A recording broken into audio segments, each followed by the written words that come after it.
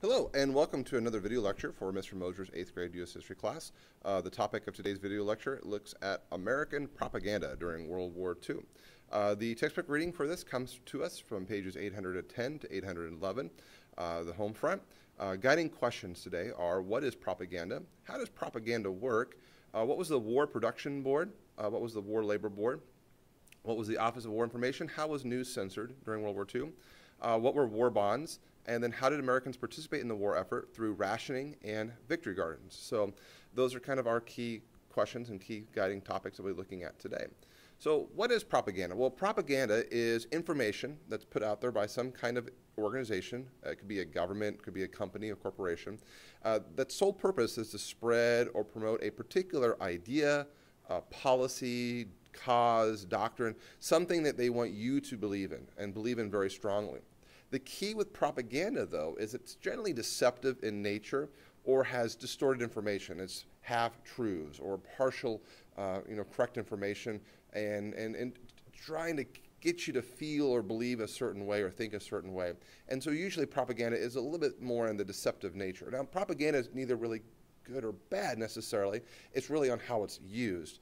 But in its nature, it's not the truth. It's not at least the full truth. So how does propaganda work? What are some ways that they use, is propaganda used? How is it effective?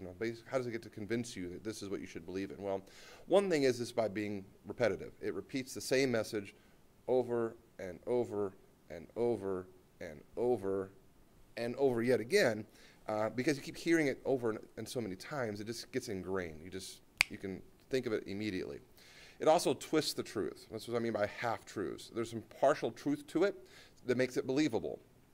But there's something in there, in part of the message, that's been twisted somehow, that's been manipulated or changed. It definitely appeals to your emotions. Fear is a strong motivator.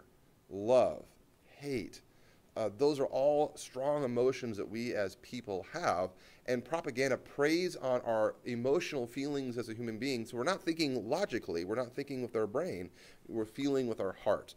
And propaganda makes us feel with our heart. It makes us feel that this is what we should believe in, not using logic and reasoning, but with our heart. We're leading with our heart. It also uses mass media, so it uses the communication of the day. So during World War II, that would have been the radio, or that would have been the videos in movie theaters.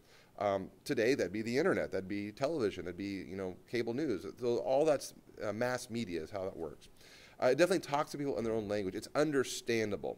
So it's kind of used in the common language, the common tongue, and it kind of gives the illusion that, hey, peer pressure, everybody thinks this way, you should too.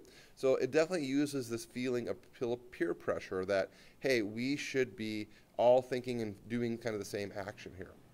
So during World War II, America is in desperate need to mobilize for the war effort, and this is an all-in baby. This is everybody needs to pitch in and work together to defeat the Axis powers. After the bombing of Pearl Harbor and America declares war on Japan, and then Germany and Italy declare war on us, we have two fronts we're fighting on. We're fighting in the Pacific against the Japanese, but we're also being prepared to fight in Africa and Europe against the Italians and the Germans. So this is an all-in attitude, and America needs to produce planes and tanks and weapons and parachutes and blood, donation of blood, and all kinds of things that beat the Axis powers. And what's amazing about World War II is America reaches that challenge. They meet it. They get to that 60% of all the Allied ammunition in World War II is made in America.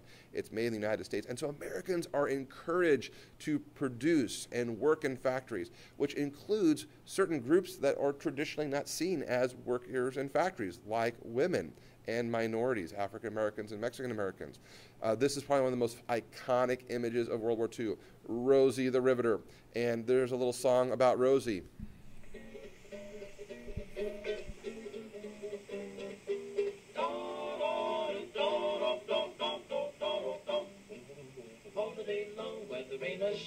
She's a part of the assembly line. She's making history, working for victory. Rosie, the riveter, keeps a sharp lookout for sabotage. Sitting up there on the fuselage, that little frail can do more than a man can do. Rosie, the riveter. So Rosie the Riveter becomes this icon of World War II. Get women involved and participate in the war effort to help out the men fighting overseas by doing their part, looking for sabotage, looking for spies, working on the assembly line, building the planes, the tanks, and machine guns and ammunition that's needed for American victory. So to mobilize the American public in this way, President Roosevelt and the American government utilizes propaganda very effectively to get America behind the war effort, which was pretty easy to do because most Americans were very angry after the bombing of Pearl Harbor. They wanted revenge. They were angry. They were upset. They felt betrayed. And so the government really uses this to mobilize the country in tremendous idea. And you're going to hear a lot and see a lot in this propaganda day. This is all for victory. We want to win World War II. We want, if you do your part, even the smallest, youngest child, all the way to the oldest individual and everybody in between, if you do your part, America can win. We will be victorious. And that becomes very, very important during World War II. This gives this idea that American strength, that we're kind of all in this together. We're one big family, and we need to pitch in. So a lot of the propaganda that you're going to see today in this lecture, and then the next one that deals with the examples of propaganda, is going to be kind of playing on this idea that you are on our team, America, and you can help us beat our enemy. So you and I can beat your promises, and you are riding alone, you're wasting gas, you're helping Hitler. So all these things are important messages during World War II. Now, to help organize this, the government created several institutions. The first one is called the War Production Board. Its primary function was basically to transform American factories from making regular things needed for peacetime to making machine guns and planes and tanks and parachutes. And so basically the transition in our industry happens very, very rapidly. This is why World War II is seen as the end of the Great Depression, because all the factories are beginning to hum full speed ahead, producing the machinery needed for victory and war. So it kind of bans production of non-essential civilian goods like pantyhose. Parachutes come from the same fabric. That's more important. Would you rather have parachuters with having working parachutes, or would ladies rather have pantyhose so they don't have to shave their legs? So they need these things. Organizing community scrap drives and metal drives and recycling efforts kind of comes out of the war production good here as well. The War Labor Board was also established. One of the biggest concerns was the stopping of production on these assembly lines. Remember, this is coming not too long after the Progressive era and the unions and labor strikes that come out of the 1920s and 19-teens. And so there's this big concern that workers who are overworked, underpaid, might still go on strike. And there were several strikes that took place.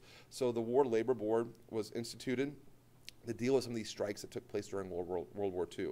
The idea was to settle and mediate these disputes between management and the laborer and the worker on the assembly line to keep the war production going. And you can see from the propaganda there, crack the axis with uninterrupted production. There's Uncle Sam, the government on one side, and there's the American worker on the other side, working together to defeat Italy, Germany, and Japan. Another important government agency during World War II was something called the Office of War Information. It tried to provide more positive, upbeat news stories and photographs and magazines and radio stations. Really, there's a lot of censorship. Now, you might be thinking, well, wait a minute, isn't that kind of a violation of the First Amendment? Well, it's a great question. And during World War II, there was a lot of censorship of news. The idea was that we are at war and the enemy is listening. There you've got Hitler, you got Tojo, you got Mussolini over there, and they are listening to everything we're saying. So we've got to censor the news. We've got to be careful what we say. Anything we can say, even a little tiny slip, could give our enemies an advantage to beat us in World War II. So the Office of War Information's primary focus and goal was really in terms of kind of massaging the news, making sure it was more of the upbeat nature, as well as making sure that it was censored to make sure that not the wrong kind of information was coming out there. Another big idea that comes out during World War II, and we learned this in World War I too, was in order to raise money to fight for the war, because wars are not cheap. They are very, very expensive. The government, like in World War I, sells bonds in World War II. These are called war bonds in World War II. Basically a way to have people buy these certificates for a certain value or price, and then after 15, 20, 30 years, you can then later on cash in that bond plus interest. So it gives the government immediate money right up front, and that war bonds are then used to help fund the war effort. And you could not go anywhere in America in World War II on the home front without being told, do your part, buy victory bonds, There's that V again, victory bonds, or buy these war bonds. Here you see keep these hands off. There's a lovely American family, wife and child, and the clutches of Nazi Germany and Imperial Japan are creeping in on them. So if you don't buy these war bonds, this could happen to your family. So again, using fear, using emotion to get people to buy war bonds. Americans were also asked to chip in during World War II because of all the war production that was going on. There's shortages of everyday civilian items. So Americans were asked to ration food, ration gasoline, ration clothing fabric, everything was rationed. The idea was if America rations, then you can spread things out and people would be willing to get at least something. And so without rationing, you'd have people hoarding and those kinds of things. So rationing was kind of asked upon for Americans to do during World War II, to sacrifice for the good of the cause. However, not everybody was willing to sacrifice. There was the black market that had existed during World War II where people would sell unrationed goods under the radar illegally to those who desperately needed the things that they wanted to have. Another way that America was asked to kind of show victory and kind of this common unity cause was planting victory gardens. There's that V again, V for victory. Americans were asked to grow their own vegetables in their own backyard. So community gardens in large cities become very popular. The idea was that if America grows their own food, the large farming industries that produces the mass production of vegetables can be used to feed our soldiers fighting in the Pacific and in Africa and Europe. So do your part, plant your V gardens. Another way that Americans were asked to help win the war effort was by recycling, conserve things such as baking fat, cooking fat, which may sound odd, but somehow there's a process that you can use that to make it into nitroglycerin that could be used for explosives. So people were asked to save all their cooking fat.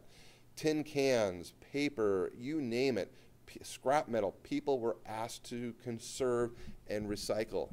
And here another propaganda, waste helps the enemy. Conserve your material. Who's the enemy? If you look at the little, oh, it's Hitler, right? So if you're wasting your stuff, if you're not conserving and recycling, you're helping out the enemy. Here's another little jingle from a radio broadcast from 1940s about recycling. At your dishpan, fight for victory. Don't waste soap. Materials contained in soap are needed to speed victory. Waste delays victory. So waste delays victory. Do your part. Help America win the war. Because of all of these issues of rationing and conservation, recycling, there were definitely shortages that took place because most of these supplies were intended to go to the soldiers fighting overseas. So things like steel, fabric for clothing, food, meat, sugar, coffee, gasoline, all these things were rationed, and there were constant shortages that people had to live out.